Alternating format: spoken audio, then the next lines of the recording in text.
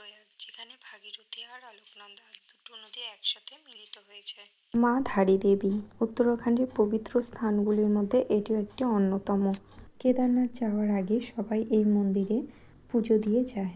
আর এখন হচ্ছে মন্দিরে যাওয়ার সঠিক সময়, কারণ মন্দির এখন পুরোপুরিভাবে খুলে গেছে।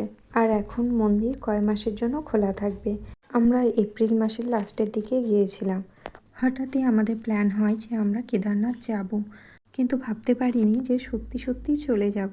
ওই যে কথায় বলে না যে মহাদেবের ডাক না আসলে নাকি যাওয়া যায় না, আর মহাদেব যখন চাইবে তোমাকে ডাকবে তখন তুমি ঠিক যে কোনোভাবে চলে যাবে। তো সেরকমটাই হয়েছিল আমার সাথে। তো আমরা এখন হরিদ্বার থেকে বেরিয়ে পড়েছি, আর এই রাস্তায় যেতে যেতে আমরা এখানে দাঁড়ালাম। তো এখানে হচ্ছে যে জিপ লাইন আরও সব অ্যাক্টিভিটি ছিল। তো যাই হোক, আমরা তো এগুলো একটাও করিনি, কিন্তু এই জিপ লাইনের এটা বলে নাকি ওপর থেকে নিচে যে ফেলে বেঁধে, বাপরে আমার তো দেখলেই মাথা ঘোরে আমার।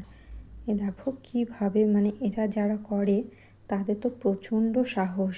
তারপরে আমরা সেখান থেকে বেরিয়ে পড়লাম, আর এই হলো আমাদের প্রথম দর্শন দেবপ্রয়াগ, যেখানে আলোকনন্দা আর ভাগীরথী নদী মিলিত হয়েছে। গাড়ি দাঁড় করিয়ে আমরা রাস্তার উপর থেকেই দেখেছি, নিচে আর যাইনি। তো উপর থেকেই কিছু ফটো আর ভিডিও ক্লিপ নেওয়া হয়েছে, আর দেখতে সত্যি এত ভালো লাগছিল। আমি এতদিন ফোনেই দেখতাম যে কিভাবে এই দুটো নদী একসাথে হয়েছে, তো আজকে নিজের চোখে দেখে ভীষণ ভালো লাগলো। তারপর আমরা সেখান থেকে বেরিয়ে পড়লাম। তারপরে দর্শন করলাম মা ধারী দেবী।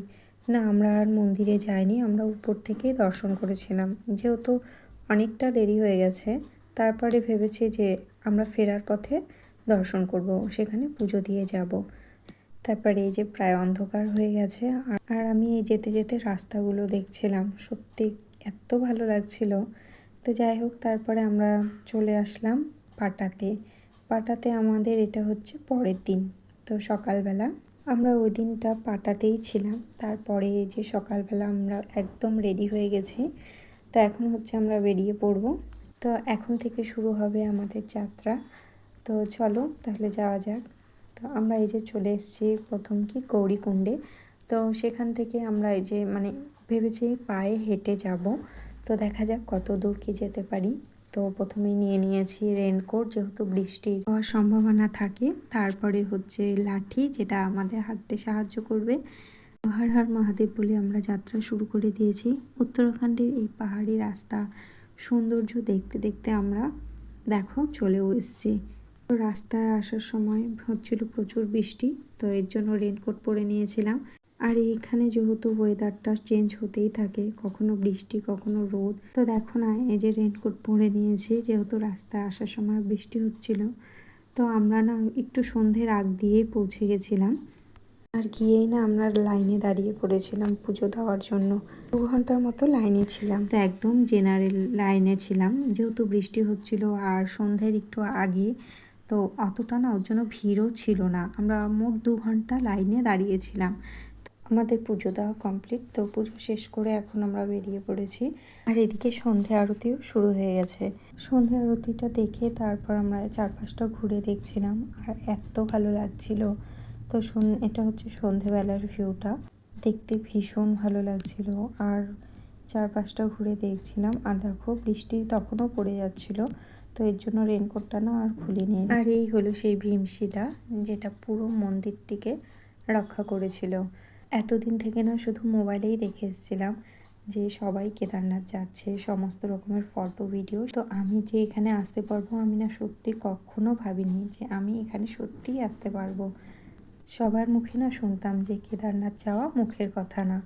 তো সত্যি কেদারনাথ যাওয়া মুখের কথা না। সেখান থেকে যদি ডাক না আসে তাহলে তুমি যেতে পারবে না, আর ডাক আসলে সত্যিই তুমি চলে যাবে, যেভাবে আমি গিয়েছি। আমার কাছে না এখনও মনে হয় পুরোটা স্বপ্নের মতো যে আমি এখানে আসতে পেরেছি। যাই হোক, সবই হচ্ছে মহাদেবের ইচ্ছে। তো আজ রাতে হচ্ছে আমরা এখন এই টেন্টে থাকবো। আর আমি না এই ফার্স্ট টাইম এই টেন্টে থাকবো।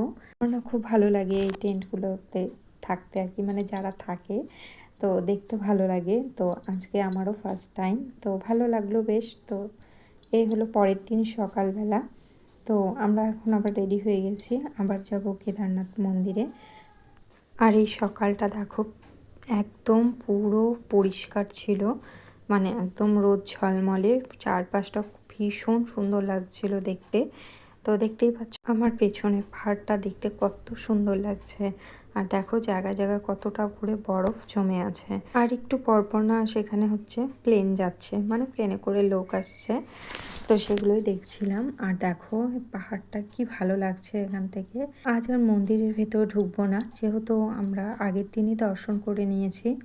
তো আজ হচ্ছে মন্দিরের চারপাশটা ঘুরবো আর ভৈরবনাথ মন্দিরে যাব।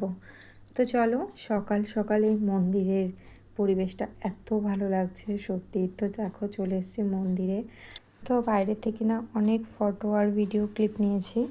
তো দেখতে না এত ভালো লাগছে মন্দিরটা, চারপাশটা। এটা অনেকে বলে যে এখানে নাকি স্বর্গের থেকে হাওয়া আসে, তা তো জানি না, কিন্তু এখানে এসে না মনটা এত শান্তি লাগছিল যে মানে কি বলবো। আর ঠাকুরের স্থানে গেলে সত্যি মনটা খুব ভালো লাগে। আর এখানে এসে তো সত্যি ভীষণ ভালো লাগছিল, মানে মনেই হচ্ছিল না যে এখান থেকে যাই। আমার না আসার দিন প্রচণ্ড খারাপ লাগছিল, মনটা খুব কষ্ট হচ্ছিল, মনে হচ্ছিল যে যেন এখানেই থেকে যাই। আর এই যে এখানে এই যে প্লেন নামার জায়গা আর কি, কত যে প্লেন আসছে আর নামছে, মানে সব লোকজন আসছিল। আর এই যে পুরো মন্দিরের ফটোটা না আমি এভাবে নিয়েছি আর কি। তো যাই হোক, তারপরে এই যে ভৈরবনাথ মন্দিরে চলে এসেছি। তো এখানে পুজো টুজো দেওয়া কমপ্লিট, আমরা এখন এখান থেকে বেরিয়ে যাব। তো আমরা আবার নিচে চলে এসেছি। আমার না একটুকু আসতে ইচ্ছা করছিল না ওখান থেকে, আমি না অনেকক্ষণ ওখানে বসেছিলাম আর মন্দিরটা দেখছিলাম বারবার। তো চলো, তোমাদের ভিডিও কেমন লাগলো অবশ্যই জানিও, আর কমেন্টে কিন্তু হর হর মহাদেব অবশ্যই বলো। আর ভিডিওটা যদি ভালো লেগে থাকে তাহলে চ্যানেলটিকে সাবস্ক্রাইব করে দিও, আর একটা লাইক আর কমেন্ট আর ভিডিওটিকে শেয়ার করে দিও। এরপরে কোথায় গেলাম সেটাও তোমাদের সাথে শেয়ার করব খুব তাড়াতাড়ি পরের ভিডিওতে। হর হর মহাদেব।